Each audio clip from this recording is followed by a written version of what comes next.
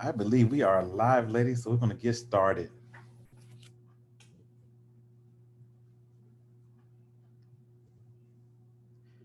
Hello, everyone, and welcome to the Teaching Artists webinar series. I am William J. Earvin, the band content lead for the United Voices for Music Education initiative, facilitated by the Country Music Association Foundation. We are looking forward to a wonderful night with two fantastic people in the world of music. Let me introduce Miss Tiffany Kerns, my co-moderator tonight, and Executive Director of the Country Music Association Foundation, and country music singer, songwriter, and music educator at heart, Miss Ashley McBryde. Ladies, it is a pleasure to share this platform with you tonight.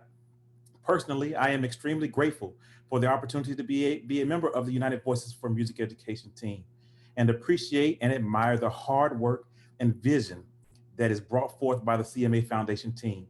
Tiffany, give us a little more information about the initiative and how it has evolved over the past few months. Yeah, thank you. And hats off to you as well, William. You are an extraordinary teacher, but have become a close confidant of the foundation. So thanks for everything that you do. We are always singing your praises because you're an exceptional teacher. Thank you so much. Okay, so a little bit about Unified Voices. For those of you that may not be aware of who the foundation is, we are the nonprofit arm or the charitable arm of CMA. So we are focused on bringing music education to students all across the country. We believe every child deserves the opportunity to participate in a high quality music education. High quality music education only comes through the form of teaching. And so for us, we believe if you're going to invest in students, you have to invest in teachers. And so anytime we do anything at the foundation, we always make sure that that is the core to anything and everything we do. And so as we started to think about, okay, COVID has happened, it's not going anywhere, but as a nonprofit that is focused on music education and making sure that these students have access and that our teachers are also not forgotten, what can we be doing? And there was nothing better in our mind than to community build with music teachers, make sure that we were fostering collaboration, making sure that we were bolstering really good, thoughtful programming specific to how can music education be reinvented, reimagined, but ultimately adopted and implemented by music teachers. And so while it truly was created by and created for music teachers. And the initiative really is just meant to advance music education during this time, but I think it also is meant to change behavior and encourage music teachers that throughout the year, no matter COVID or not, we need to be collaborating with each other. Because what I can tell you is that fostering of collaboration led to some really brilliant just sharing. Wouldn't you agree, William? I mean, it was Absolutely. It was like watching magic happen. The ability for teachers to be able to collaborate from all points around the country was wonderful. We got a chance to meet each other more than we would at a conference, once or twice a year, and become friends and lean on each other as we develop ways to keep music education going day to day, whether virtually or in a traditional format. So it was great. It's been great, and people are still learning and living through music education through what we're doing with United Voices for Music Education. And then as we started to think, how do we evolve Unified Voices? It became very clear that we needed to bring in some of these artists that we interact with all the time on the CMA side, but also in any given year, we're bringing artists to classrooms and making sure that they're engaging in teacher conversations. We said, we need to launch an ambassador program. And immediately we started thinking of who obviously makes the most sense.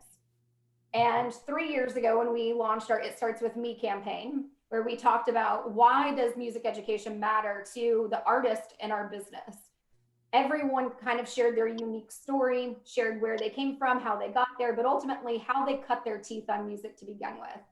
And I will never forget meeting Ashley McBryde in Music City Center during CMA Fest, where she said so eloquently why music education mattered to her. But I remember some very critical, important pieces of information. She said, first of all, it's totally cool to be in band.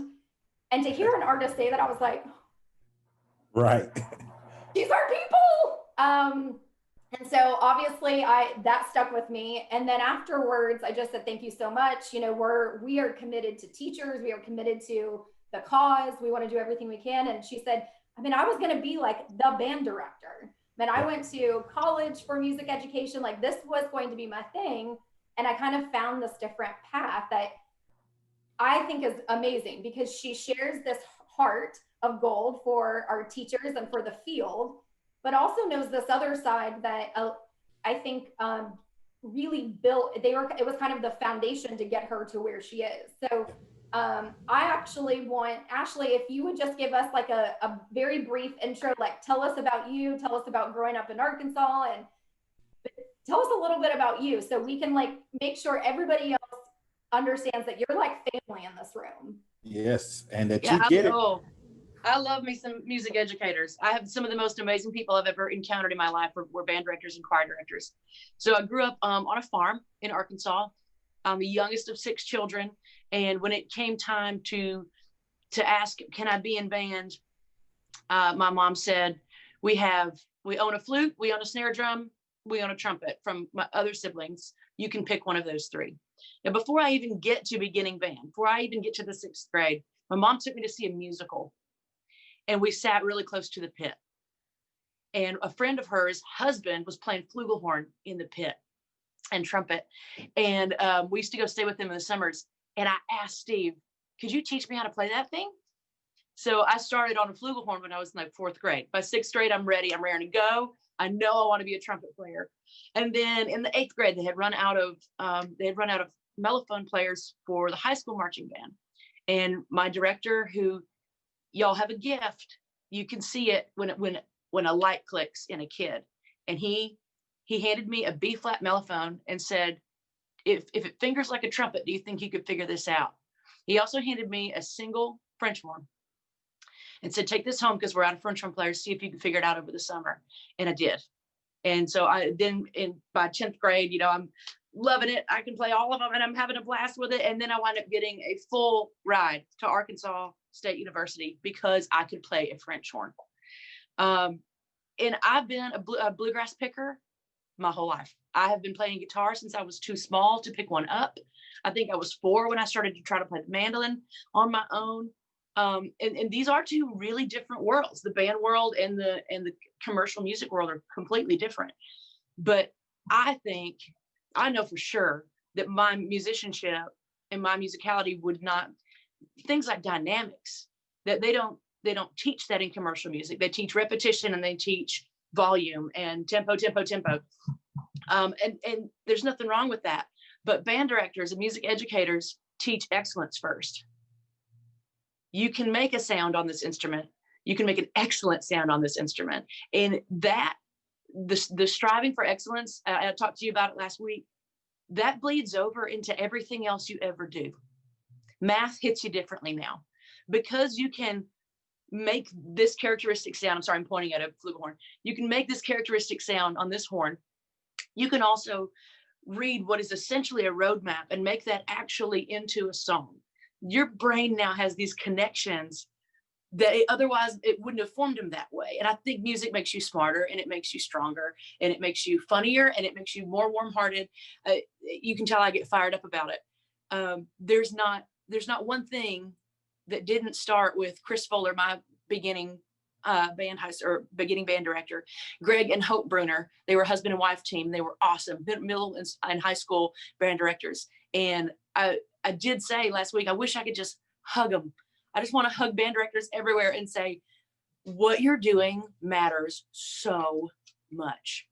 And when a kid gets it right, and that feeling that I don't know how else to replicate it, when a kid gets that sound right on a clarinet for the first time, and you tell them what a good job they did, that is humongous. They're going to go home and tell their parents that. They're going to be high off that for a week. And when a kid makes a mistake, and since we strive for excellence as music educators, we can sometimes come down pretty harshly on ourselves and pretty harshly on the kiddo that makes the mistake. And those words that you say are huge too. And I know I've never been around a truly terrible music educator. Algebra teachers, completely different stories, but music educators they're kind-hearted people, and they get into this because they love music and they love that moment the aha moment when one kid goes, Mom, I learned second position today on trombone. Like it's a feeling that, I don't know, it's really kind of indescribable, but that's me. I love music. I wound up leaving school. I've always written songs and played guitar, and I can read music and play French horn, but I can't read and play guitar. I had to drop my classical guitar lessons in college because I have too many bad habits because I was self-taught. So those are two completely different worlds. But to me, this one that I'm in now, I mean, I might be doing it, but I wouldn't be as good. I wouldn't be as musical without my choir directors and my band directors over the years. See, I told you the dog was going to hit the tripod. Go on home. Get your ball. That's all right. We're laid back tonight. We're just having fun, so that's fine. Yeah. Well, and I'm sure that there are like lots of slow claps happening because teachers were like, yes, yes, Right. yes. I mean, I think you hit on a lot of very interesting things that I definitely want to kind of dive into, but something that I think would be really interesting for band directors to know too is like, exactly what did that transition look like as you started to pursue this career in commercial music? Because again, they have little Ashleys in their classroom. And so how do they make sure that they're speaking to, younger Ashley in a way that is encouraging, but also mindful of the class that they're in too? So I'm just curious to know, what was your transition? You knew obviously when you were at Arkansas State, and then you moved to Nashville and pursued this crazy dream. Like what did that look like? Yeah, I think I was a little girl. I may have only been 5 years old when I told my mother that someday I was going to write songs for the radio. And she never told me no. She never said that wasn't a possibility. And then before college, I was lucky in that a few of my band directors knew that I played guitar and wrote songs, and that I played for my family and at gatherings and stuff like that. And they would say things like, I know you don't like to play in talent contests or anything, but you should really sing a song sometime at the putting on the Ritz or whatever we were going to do that year. So it was a good way to be encouraged. And I love playing the French horn. I'm so excited to be borrowing one now that I can play on again and to help teach the lesson. But that music, I was never going to be the absolute best French horn player that there was. And I knew that, even though I loved it so much, because so much of my heart is tied up in these 6 strings over here. And I love both kinds of music so much, but I knew this was my jam. And I was going to move to Nashville and I was going to write songs, whether somebody else was singing them or whether I'm singing them, I don't care, but I'm supposed to make stuff up. And he would probably set me on fire for telling you this. He was my mentor for sure. And he was one of my directors at Arkansas State. And I was in a pedagogy lesson with him, and he closed his binder and he said, you got to go. It's going to kill you if you don't go. You have to go to Nashville. And it's my job to keep you here and keep you in this building and finish your French horn degree. But you have to leave. And I walked to the Dean of Fine Arts office right then and told him I was leaving. And I left. And 11-ish years later, now I get the chance to give back, to do this, hoping there's a little Ashley out there going, I don't know, I kind of like to play the banjo, but I kind of like to play the clarinet. Like, play them both. I love that so much. I think that opens up another conversation as well, Tiffany, to the point where, yes, there may be a little Ashley in those classrooms that may be looking for another career in music other than being a band director or a performer in a concert hall somewhere. And we have to talk to our students about the many careers in music. And I know you come across a lot of people, from managers to engineers and everything. And I just want you to talk about that a little bit, because as we all know, the twinkle in everybody's eye right now, where it used to be music education, is career tech education. And if we can show a marriage between career tech education and music education, then some of the funding can go to making sure that our students are able to at least be a part of some of those classes and certifications at the high school level, where they can learn how to do Pro Tools or Logic, or they can learn how to do score writing or orchestration and things like that, to where they can get a little bit even more about music business. So let's talk about some of the careers that you've come across in the commercial side of music. It takes no less than 3 people to get me ready for a show. Now, these are men and women working in the music business, but they're doing makeup and they're doing hair. And my wardrobe designer has a degree in costume design, like literal costume design. So it makes it super easy for her to dress country girl in a t-shirt every day. But those are 3 things already that are part of this industry that aren't music centric. My management team is amazing. I can't even check the mail every day without having to call my manager. And these are the guys, you know, that keep you in line. And there's not really a book out there. There's not a text out there. If you want to go into management, I think it's got to be one of those things. You're wired for it. There's the guys that, those easy rigs. I don't know if you've ever seen one. It's like a big vest and it's got the camera and everything stuck to it. Those guys are awesome too. They're in the music business. The creative directors that help us work on videos. I mean, then there's people that only write songs, you know, and I was looking, I watched the Hall of Fame, the Country Music Hall of Fame thing the other night that we had done. And those 2 songwriters, the ones that wrote Rocky Top, are the same ones that wrote Love Hurts, and they've got their manuscripts. And it is so important to keep physical paper evidence of the music we create. And they had, I mean, literal manuscript. They drawn their 5 lines and it's beautiful. It's like, oh, it's just, I don't know. It's like finding an archaeological site or something. Then there are guys, my guy that runs monitors is 21 years old. And his job most of the night is he listens to everybody's monitor mix in their ear. Most of the time he stays on mine. If something goes wrong, he changes it. He has all these buttons and I don't know what any of them do, but he does. And when something breaks, he knows how to fix it. Same thing with our front of house guy. These are individuals that they probably all play instruments too. They probably write songs too, but their heart and their true talent was in the overall shaping of a sound. When we played Red Rocks with Little Big Town, it was our front of house guy's first gig with us. That is a terrifying acoustic situation. And so it was amazing to see him bloom through that.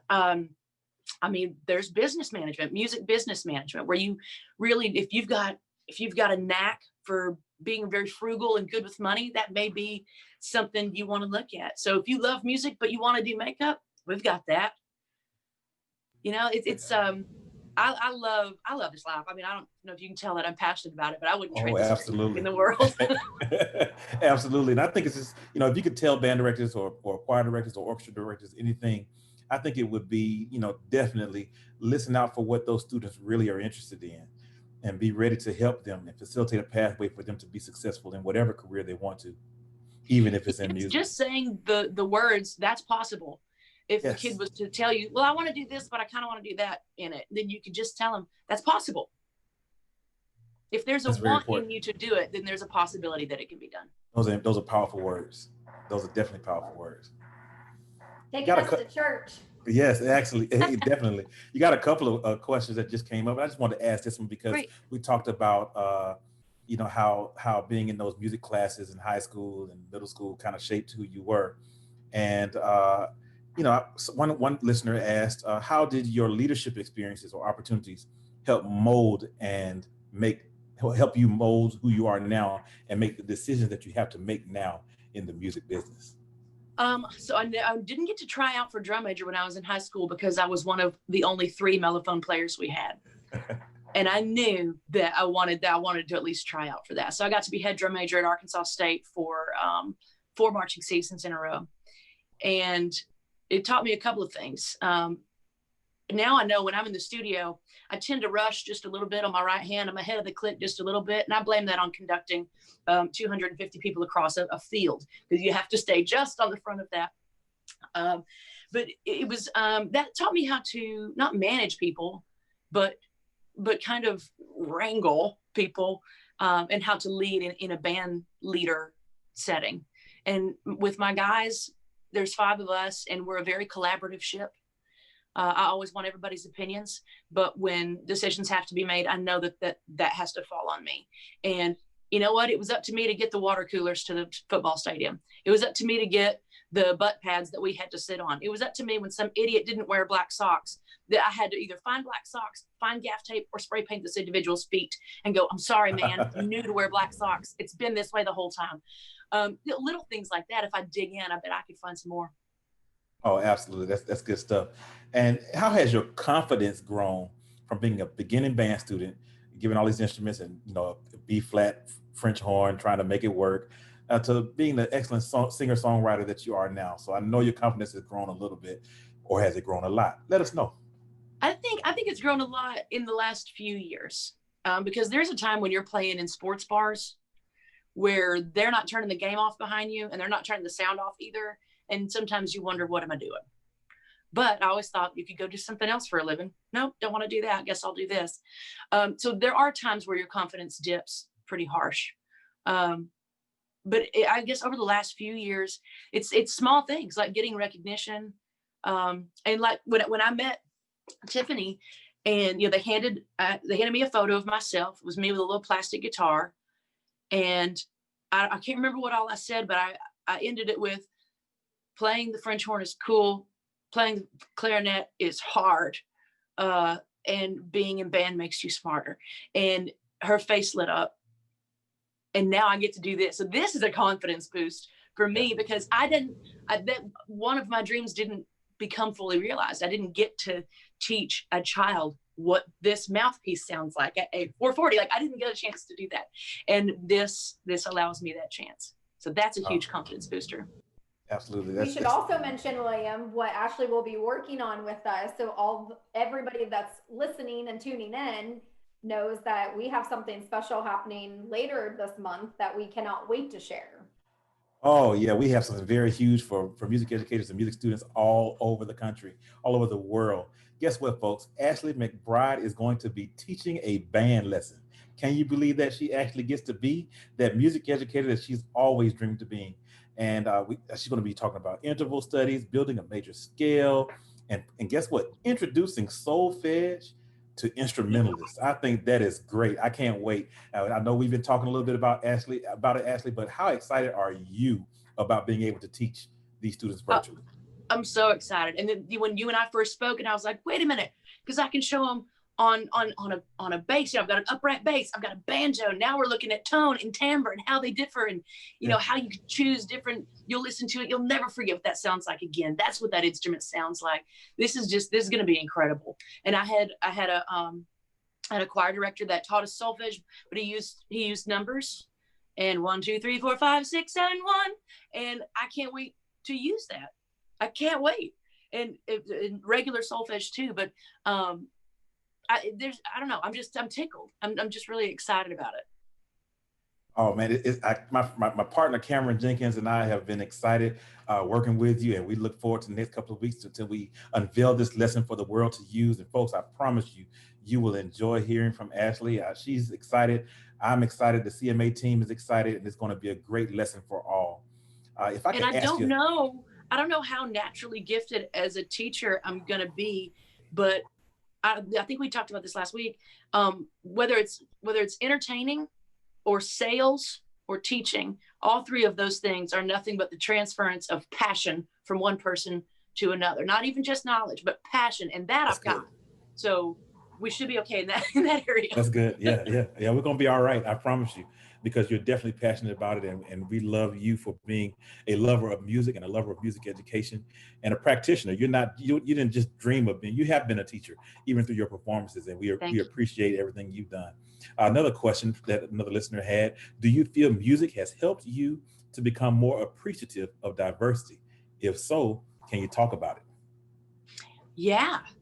One of my favorite things about country music and about bluegrass is, and this is a little off the topic, but I'll get right back on it, is that it's an improvisational art. And one of the things I found out after being here in town and getting to do this improvisational kind all the time is I had forgotten the beauty of accuracy. Mm-hmm. And now it is so cool to me to listen to like an orchestra setting. So diversity as far as kinds of music, I think accuracy is absolutely beautiful, and I no longer live just for improvisation. I just had a conversation the other day. It was me and Charlie Worsham, another country artist, and Darius Rucker and Jimmy Allen. And we got to come together and talk to each other about diversity in music. And I think it's better right now than on our radio stations. It's better right now than it's ever been. And it's going to keep getting better. We got guys like, I mean, Jimmy and Darius did a song with Charlie Pride. Right. That's insanely cool to have 3 representations of 3 different times in country music all come together. And then I got to be the female voice of the discussion, which is always feels good. Absolutely, absolutely. And I'm just happy to be a part of this, like I said earlier. And this has been a bit of diversity for me as well, and just learning a little bit more about the Country Music Association, country music in general. And, you know, I've heard your songs and I said, oh my goodness, I'm gonna get a chance to meet you. I was like, oh my goodness. So Tiffany, I appreciate you all calling me in to do this and be a part of the team. And I just appreciate you, Ashley, for being excited about teaching, being excited about performing, and loving every bit of music that you possibly can. And I really enjoy that about you, and I can't wait to work a little bit more with you to get this lesson out to the rest of the world. Oh, it's going to be so much fun. And one more thing about diversity in my band. So we have 2 bluegrass people. Me and the mandolin player grew up that way. My lead guitar player is a jazz guitar player. My bass player is a Motown and blues fanatic. And my drummer was in a metal band and like a space fusion thing. And you put all of that together and all of our backgrounds. And I think my lead guitar player is also a trumpet player. Wow. Of course, Quinn, my drummer, was on the drum line growing up too. So it's so much fun to put people with such different musical backgrounds together, and we find out what they sound like, and it sounds like my band. Like, it's so cool. Living in Louisiana right now sounds like a great musical gumbo you have put together there. Yes. For everybody playing with your ensemble. Hey, I can't wait to hopefully come visit one of your rehearsals one day to just see how that is put together. Because that's what when you just touched on a word that we love to use in my band rehearsals, which is ensemble playing. It's not just everybody making something up at the last second. We all have a part that needs to be covered, and if it's not being covered, we need to figure out how to do it. Does that involve adding a pedal to my pedal board to make a different sound? But ensemble playing and dynamic playing is something that we've done ever since we were a bar band. And not all musicians think that way, but we always appreciate it when someone notices and brings it up to us that we play so dynamically, because it makes me feel like I done good.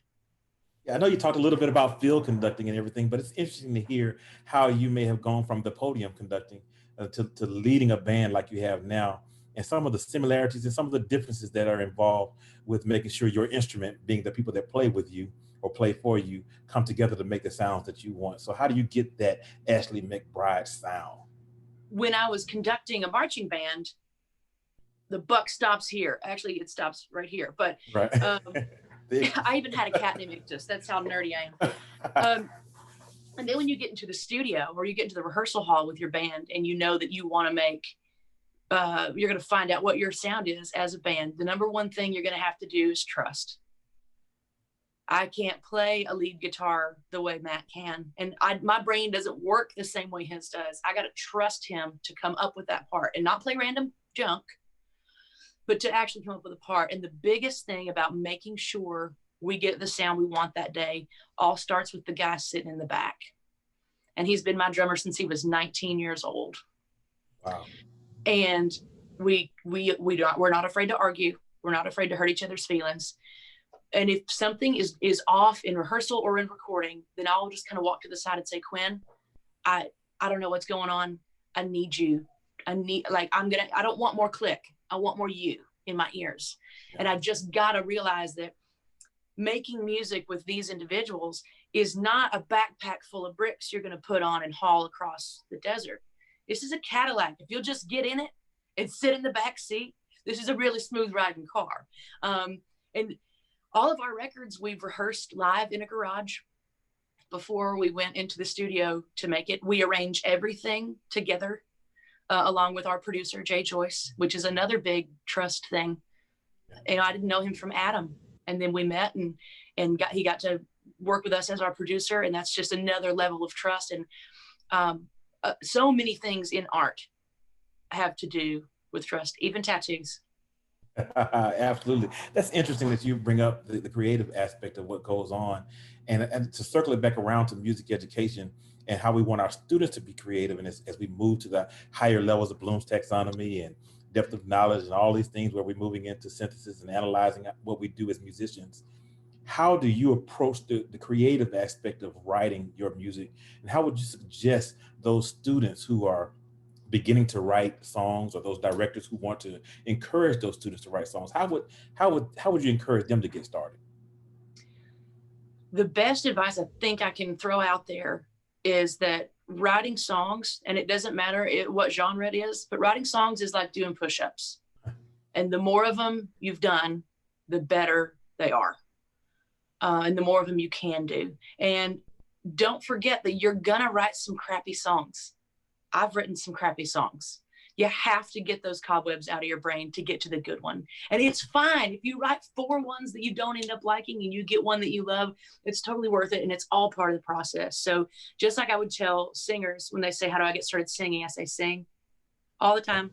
If you're in the grocery store and somebody asks you to sing, sing, just do it. And so for those individuals that want to get into songwriting, write poetry, write short stories, take a day and just write limericks. You just find different ways, but just keep that rhyming brain alive. Look for rhymes that aren't rhymes, that you're basically going to just bend this word and this phrase to your will, and that's a really cool feeling. You feel kind of like a superhero when you figure that out. Oh, I appreciate that. Before I bring Tiffany on, I just want to say we have this thing with Country Music Association Foundation where we talk about we will, and that's where all of the music educators are standing together to say that we will be there for our students. We will be the voice of music education. We will continue to play, and I just want you to send that message to music educators and students about the importance of music education and how much you love music and how much you want to push music education forward. It's what you do. I can't say it enough times. What you do is so important and so vital, not only to our little hearts and our little spirits that are going to grow up and be musicians, but to the music that will be made for the people that are going to listen to it for years and years and years to come. You are forming the composers. You are forming the vocalists. You are forming the next Chuck Mangione. It's so important. And I will shout it from the rooftops, and now I get a chance to. And when I nerd out over music stuff and people, they used to, band jock and all that. And I was like, yeah, paid for college. I love being a band nerd. Yeah, I do too. I want to ask you a question, Ashley, because you touched on this kind of at the top of the hour, but you obviously had it sounds like multiple music teachers that really impacted your life in a big way. But we have these incredible educators listening in. I want them to, from your perspective, think about the things that they absolutely need to be saying to their kids because it had a bigger impact on you, or the things that we should really be mindful that we don't say. So that way we can still foster the creativity that is so important, because one person's path may not be, the actual path they need to be on. And I know that you kind of found it in a few different ways. And I think it's important that teachers realize what they say sticks. And you mentioned that earlier, and it makes all the difference in the world and how a child finds them, how they identify. And so I would just love that perspective from you to share with these music teachers. Please keep saying this. Please do not say this. Yeah, like I said earlier, it's possible. Is a really, really strong one. And that was good, but one more. And that's something we still use in the studio. If you think you sang it the best you're possibly going to sing it, do another one for safety. The stuff that I would try to stay away from, even though my band directors were amazing, sometimes, you make a flub, you play your chair test not as clean, you didn't prepare as much, and they say things like, that sounds like garbage. That's going to stay a really long time with that kid. Instead, I would say, I wish you had prepared a little better. I bet you did too. I bet you wish the same thing. Okay. man, I wish you'd have played that. You're supposed to be off the book on that scale, but here we are. So just being encouraging, and I know this is why you are educators, is because you're the kind of people that encourage people anyway. Any kind of encouragement, or like, we'll get it next time. We talked about making mistakes, and that's something I would love to cover in our lesson. When you make a mistake, it's okay. You're gonna make mistakes. Now, don't let one mistake become two mistakes. Don't pull your horn down. And now that's two mistakes. Recover, recover, recover. Whether it's improvisational comedy, whether it's, playing a trumpet, whether it's on guitar, or trying to learn how to walk with a guitar in your hand and sing into a handheld microphone up a set of stairs while you're singing a Luke Bryan song at the CMAs. Guess what? You're going to trip. You're going to recover. That's all you got to do. You don't have to hate yourself for making a mistake. And every mistake you make, just try not to let it be two, and try to let that, I don't know, that's 99 mistakes you made, and you're one time closer to getting it absolutely perfect.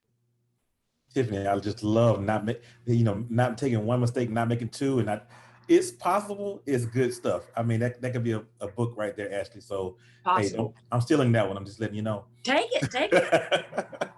She's got a bunch of them. I know. And what was the last one I heard that I really loved? Instead of practice makes perfect, whoever decided to change that to practice makes progress, that's my dude. Yeah. I like that. I might just start using that too. Yeah. And look, one of our listeners just said every mistake is a learning opportunity. And you're absolutely right. You're absolutely right. I had a trumpet professor that was next door to our horn studio. And it was like over holiday break or something. And I hadn't been in the practice rooms, and he knew it. And he said, have you been practicing? And I said, no. I mean, my instructor wasn't sitting there getting on me about practicing. And he said, you're not improving every day that you're not practicing. And I said, I know. I didn't believe him. He said, not only are you not improving, you're getting worse.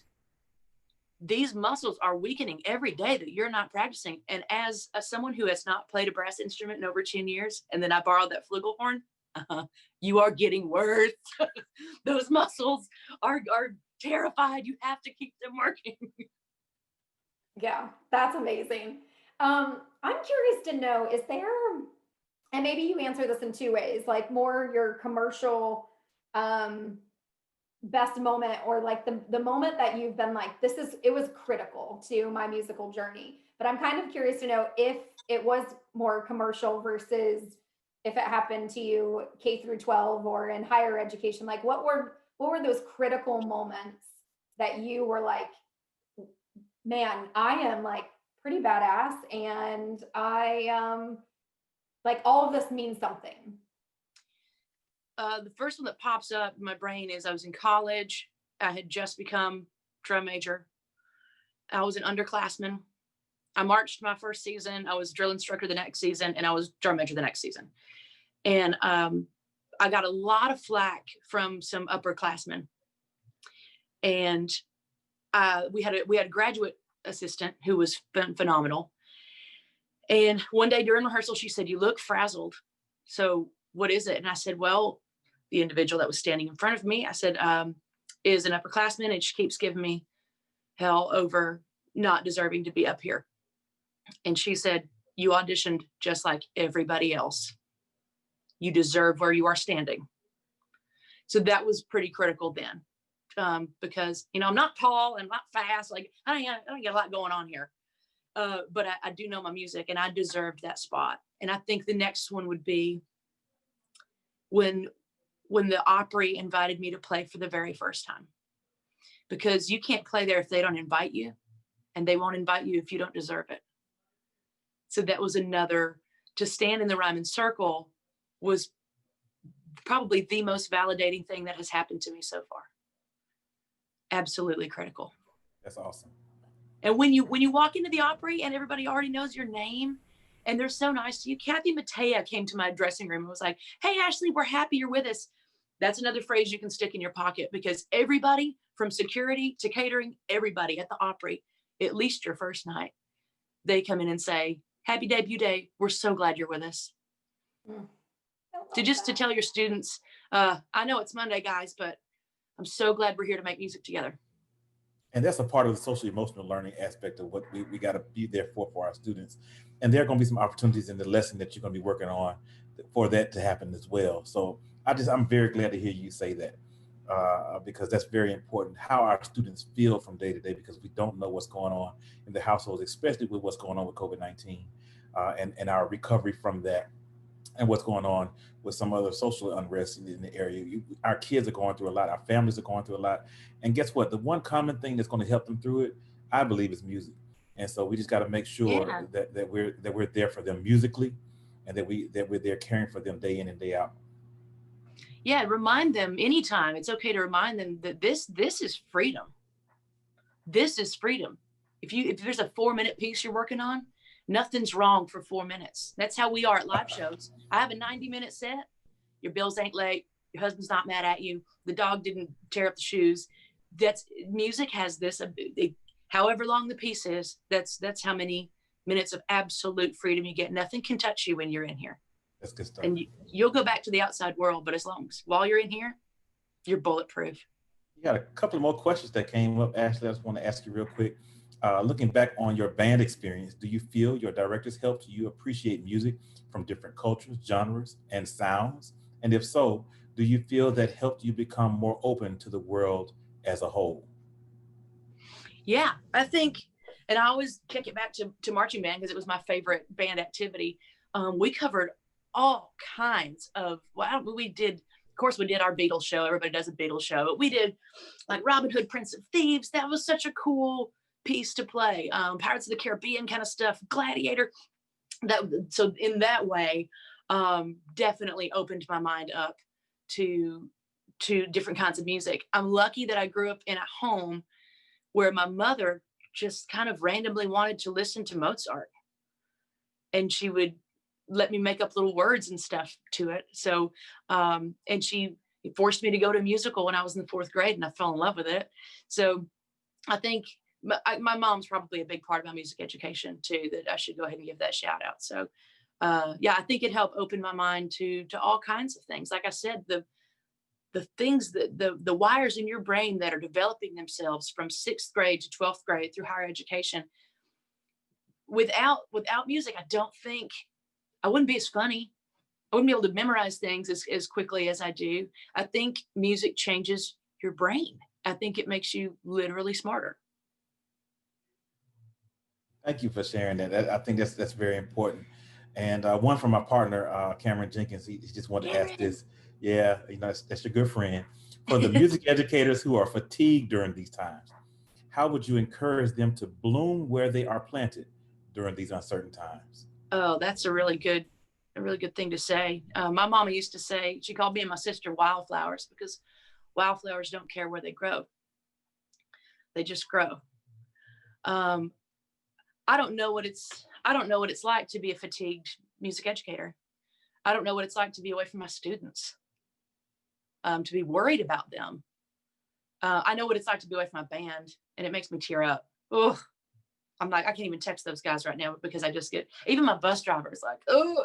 And so I know what it's like to be tired of being locked into my house, and having to be really careful and be away from my people. So I can't imagine what it feels like to be away from those students that you've created these relationships with. The best way, when I'm in the dumps, when I'm fatigued, I reach out and I try to help somebody else. And that's the only thing I know to do. It works. So when you're just absolutely wore out, reach out, ask somebody else about their day. I don't know how to fix it, but I wish you weren't fatigued, because I think what you do is so important. We appreciate that, Ashley. If there was one thing that you learned from your band experience that you still use today, Zachary Harris, another good friend of ours, wants to know, what is it that you use right now that you probably learned during your band experiences? This is kind of off the wall. I still use this phrase every single day. In fact, I just put it in a song a couple of weeks ago. I was backing up the equipment truck at Arkansas State University, and I was getting ready to drive it over to the ball field. And my director was in the passenger seat. And as I was in reverse, after I stopped and put it in drive, he put his hand out and he said, "Hey, never back up farther than you have to." And he meant it universally. He meant that in the relationships you choose to have in your inner circle. He meant that in, like, you know, during the first part of COVID, I didn't want to play guitar. I was just kind of depressed and didn't want to. Backed up farther than I had to. Way farther. My midsection and my throat got tired when we had a big rehearsal the other day because I backed up farther than I had to. So band directors, I have lots and lots of really awful, corny jokes, but they also have sweet gems of absolute, like, I use it every day. Just don't back up farther than you have to. That's huge. That's huge. Yeah. And Melissa, going back to, you know, helping somebody else, Melissa Morris, you just hit the nail on the head. How to fill a bucket, fill someone else's bucket, filling someone else's bucket fills yours. Absolutely. And that's something great to remember when we're helping others. And I think as music educators, that's just something that, you know, innately that we do is make sure that we help others through our craft, or just genuinely be there for each other, even our colleagues. So just like you've been for us tonight, just by sharing your stories with us and letting us know how you feel about us and our craft, and so and giving us an opportunity to share with you how we love you and your craft as well. Tiffany, you want to ask any other questions? No, I mean, I kind of feel like I'm just like in awe, and I'm super happy, clearly like smiling ear to ear, but it's just such a breath fresh of air. I mean, I think it is so magical when we can find artists that can contribute, that music education is where they found their love of music, but it was a music teacher that led them to the creativity. I mean, I know from the moment that I met you during It Starts With Me, I'm like, this is the real deal. And when we get the opportunity, I know music teachers will feel seen and heard, which is something that doesn't get to happen every day, because oftentimes we know music teachers are on this lone island, but through our Unified Voices opportunity, and certainly bringing artists into the mix, our hope and our goal is to just reinvigorate our teachers. Without them, our next generation will not be whole, and we wholeheartedly believe that all students need to have music as part of a well-rounded education. So I think that just having you be able to speak to it so authentically is such a dream, not just for me, but for these music teachers, because I'm their biggest fan. Our staff is their biggest fan. And we always say, you don't understand, our genre is different. Our artists are so committed to the cause. And you really get to be kind of the mouthpiece right now and explain, yes, like this is how we found our way, was, you know, cutting our teeth in a classroom, or making sure that we also don't discount whatever's happening outside of the classroom. And just, I thank you so much for your time, but also for sharing your experience, because it's going to make a big difference. Absolutely. And before you say anything, Ashley, I just want to throw this one last thing out there at you. And one of your alumni friends, Dr. Brandon Robinson, and Derek Fox are part of our United Voices for Music Education as well. And Brandon wants to ask, what advice do you have for soon-to-be teachers? He has a student teacher and wants her to be successful. So what would you have for his student teacher, as well as those student teachers that Professor Zachary Harris has? Here's what you don't say to someone who's soon to be a teacher, because I was told this in college. Oh, you're so passionate. That'll play. Even if it's true, just never say that. Gosh, I don't know, because I didn't get to ask Mr. Robinson for advice when I was a soon to be teacher.